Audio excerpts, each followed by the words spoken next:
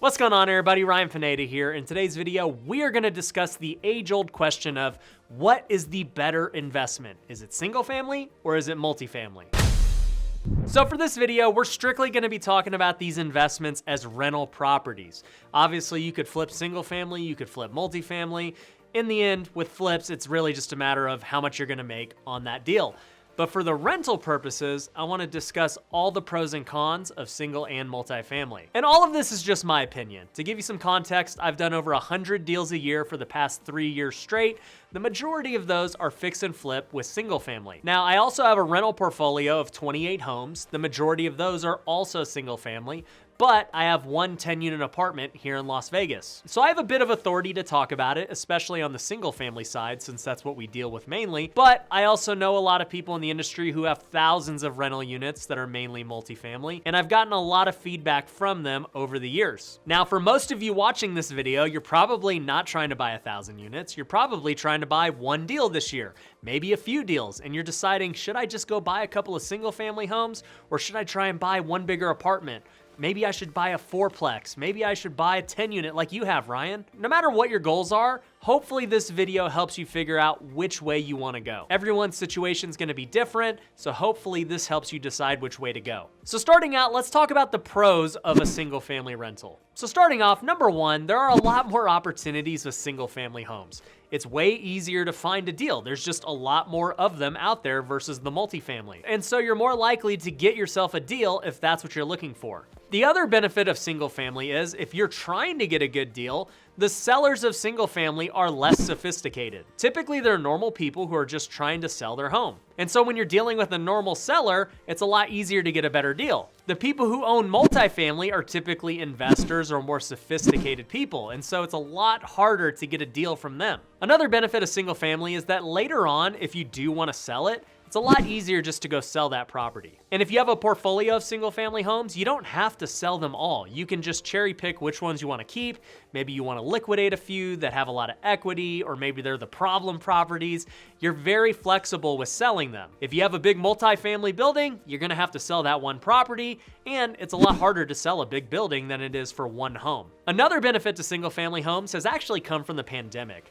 Many people are wanting to get into bigger places outside of the city. They want a yard, mainly because they've been in lockdown, and working from home is probably going to become bigger and bigger as time goes on. And so people are valuing their space a lot more, they're valuing their privacy a lot more, and just being able to go outside and enjoy things. And I do expect the demand for apartments to go lower while the demand for single family to rise. And that leads me to the last benefit of single family, which is simply that it's easier to buy a single family home for the normal person. It's easier to get the loan, there's more inventory of it, there's less money down.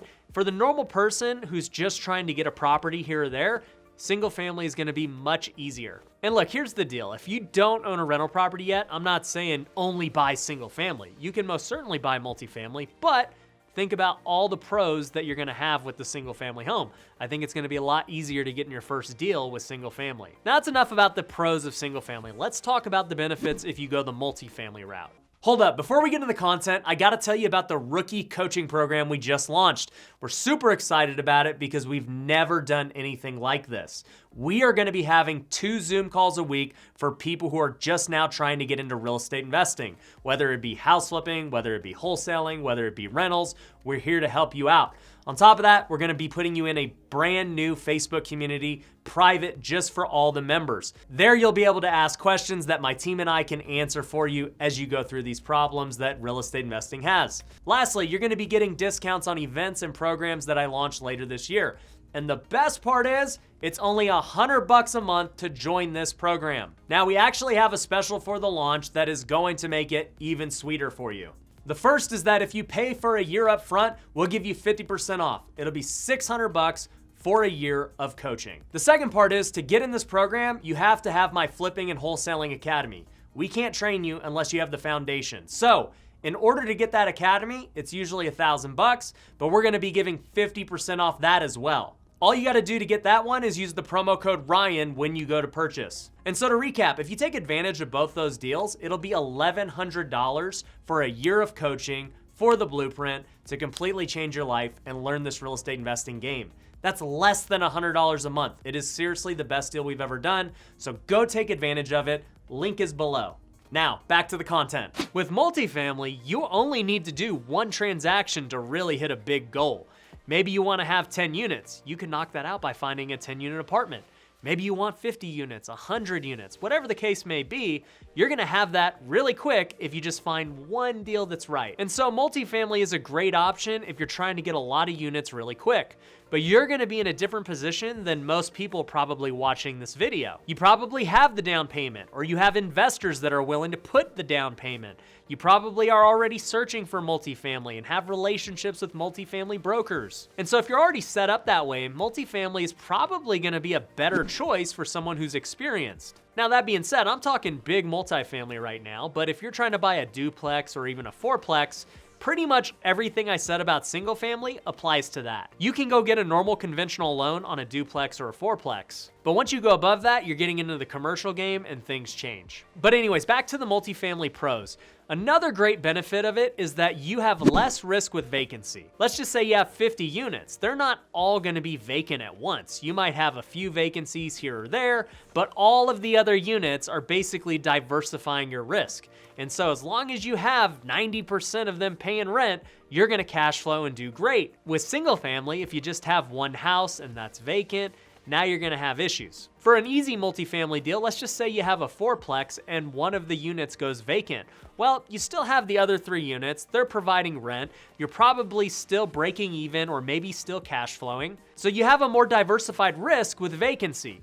If you just have one single family home and it is vacant, you're eating that whole cost and you're losing a lot of money. So multifamily definitely diversifies your risk with rent and vacancy. Another big benefit to multifamily is that you get economies of scale when things get bigger. So I know a lot of multifamily investors who start like myself and maybe they got a 10 unit and that was cool. The thing is, with the 10 unit, you're still kind of running it like a single family property. They're all in the same place, but it's not like you can have an in-house handyman at the apartment. You can't really have a property manager, any of that stuff. It's too small. And so for that reason, there's a lot of people who will not buy anything less than 50 or 80 units because they can't get those economies of scale. Once you get above, say, 80 units, you can now afford to hire a full-time property manager who's on site.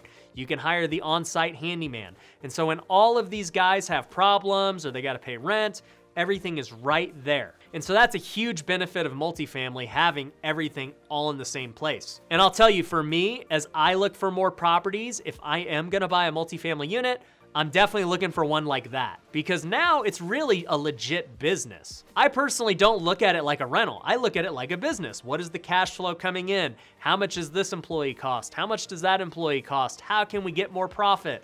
I'm looking at all of these things. So economies of scale is a great one for bigger multifamily properties. And lastly, one of the best parts of multifamily is you're gonna get bigger cash flow and bigger profits. When I go and flip a single family home, I'm trying to make $20,000 to $25,000. When I rent it out, if I can make a couple $100, it's pretty good. With multifamily, you're buying this one deal and you're hoping to make thousands of dollars in cash flow every month. And when you go to sell it at some point, you're hoping to make millions. And so that one transaction can lead to a lot more cash flow while you have it and a much bigger payday down the road if you choose to sell. So those are the main benefits of multifamily. Let's talk about the negatives of both single family and multifamily.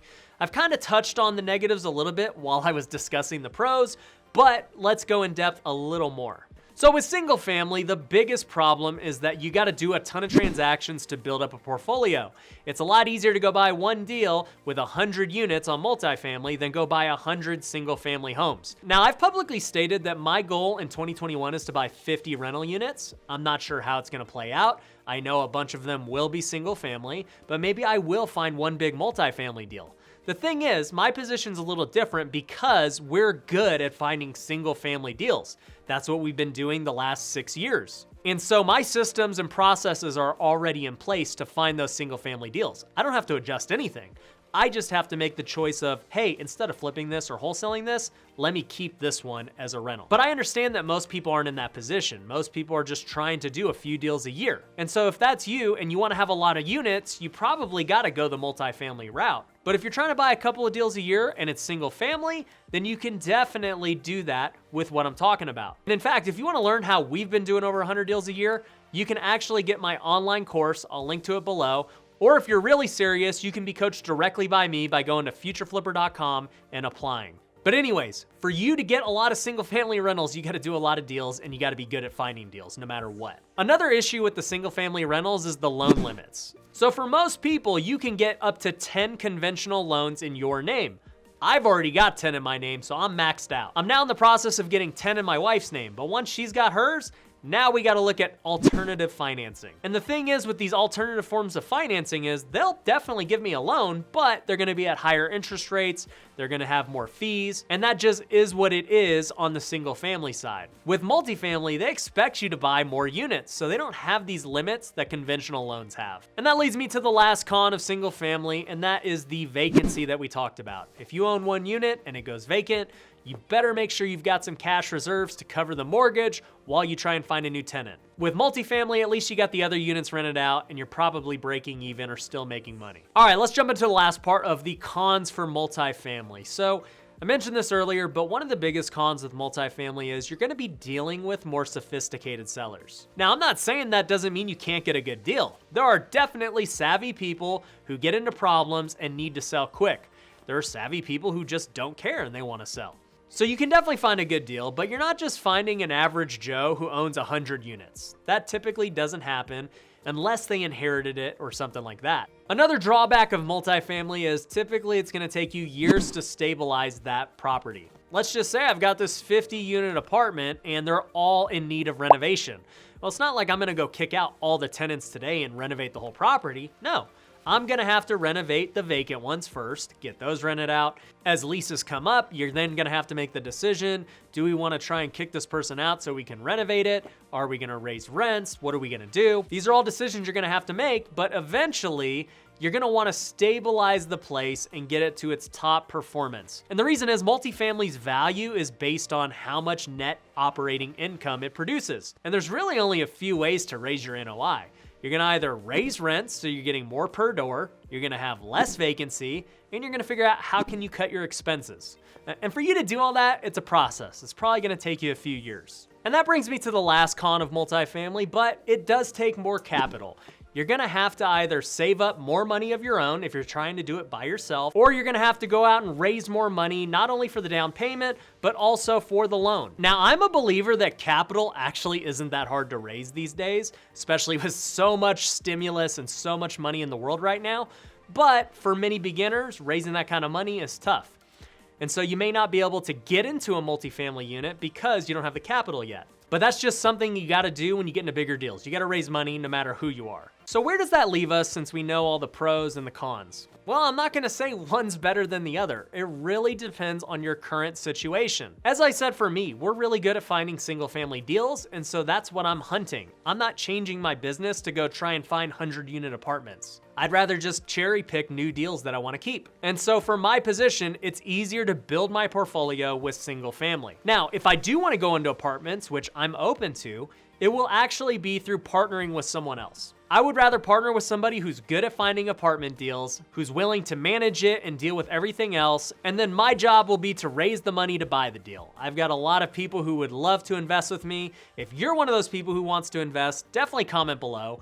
I don't have a fund or anything right now, but I'm sure at some point I will. But if I do go that route, I would just use my influence and my reputation to raise money from investors and then go put it with somebody else who's a really good operator. But as it relates to you, the viewer of this video, take an honest look of where you're at. There's nothing wrong with just buying a single family rental. If you're ready to go buy multifamily, do you want to go buy a duplex or a fourplex? Or are you ready to jump into the big leagues and go get a 50 unit? And here's the truth, guys. The only right answer is this: take action. As long as you're doing something, I'm happy with it. Because the reality is most people never take action. They'll watch all the YouTube videos, they'll analyze all the deals, but they'll never pull the trigger. Don't be that person. But anyways, like I said, if you're interested in getting single family deals and you wanna keep them as rentals, you wanna fix and flip them, you wanna wholesale, definitely check out my course below. And if you got value out of this video, make sure you go and hit the like button. If you're not already, make sure you're subscribed. Go follow me on all the socials. Until next time, peace.